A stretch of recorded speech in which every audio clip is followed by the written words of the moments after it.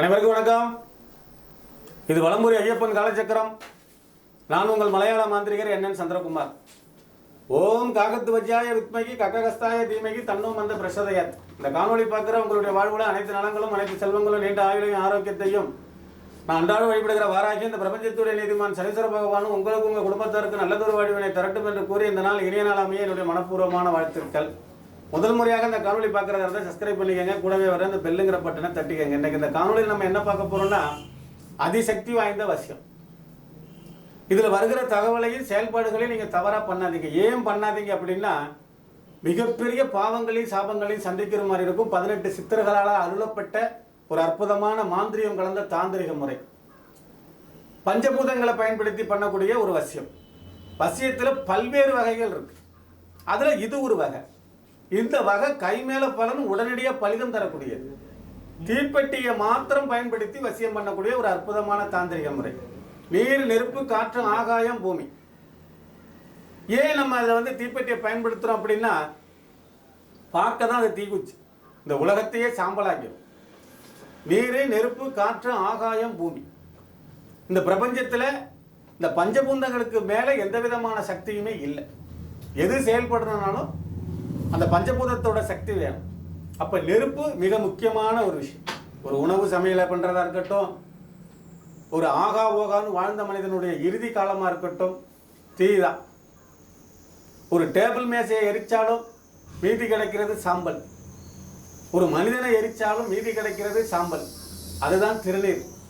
நான் ஒரு காலத்தில் சாம்பலாக தான் போக போகிறேங்கிற ஒரு விஷயத்த சொல்லுறது தான் திருநீர். அதனால தான் பகவானை தரிசனம் பண்ணிட்டு நம்ம திருநீரை நெத்தில இடுறோம். அந்த திருநீர் சாம்பலாக தான் போக போகிறோம். நமக்கு எந்த விதமான தலகணமும் மண்டகணமும் பொச்சிருப்பு போகாமல் வேண்டான்னு சொல்கிற ஒரு விஷயம்தான் அந்த திருநீர். இப்போ இந்த தீப்பெட்டியை மாத்திரம் பயன்படுத்தி எப்படி வசியம் பண்ணுறது? ஒரு A4 சீட்டு ஒன்று எடுத்துக்கங்க. அதில் பெண்ணோட பேர், பெண்ணோட அம்மா பேர், அதே A4 சீட்லேயே பிரிண்ட் அவுட் அந்த பெண்ணோட படத்தை. அதே மாதிரி இந்த பக்கம் ஆணோட பேர், ஆணோட அம்மா பேர், இந்த ஆணோட படத்தையும் A4 சீட்லேயே ஜெராக்ஸ் மாதிரி எடுத்து இதில் நற்பவி நற்பவி நற்பவின்னு 108 தடவை எழுதி, இதில் நற்பவி நற்பவி நற்பவின்னு 108 தடவை எழுதி ஒரு நாளைக்கு அந்த 2 பேப்பரையும் தேனில் ஊற வைங்க. எப்படி? தேனில் ஊற வைங்க.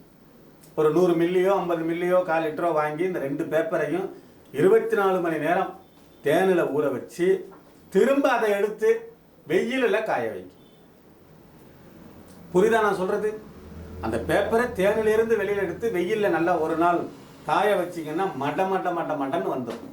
அதுக்கு பிறகு 2 தீப்பெட்டி வாங்கி அந்த பெண்ணோட பேர் எழுதப்பட்ட அந்த பேப்பரை ஒரு தீப்பெட்டியை நீங்கள் பொருத்தி அந்த பேப்பரை கம்ப்ளீட்டாக எரிச்சிருக்கு.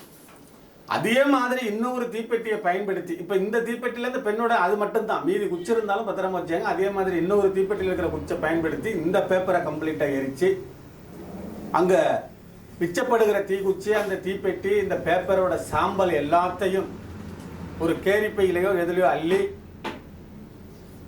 தண்ணியில் போடும் பட்சத்தில், ஓடுற தண்ணியிலையோ இல்லை குளம் கிணறு இந்த மாதிரி உள்ள விஷயத்தில் நீங்கள் போடும் பட்சத்தில் உடனடியாக பலிதம் இருக்கும். சரியா?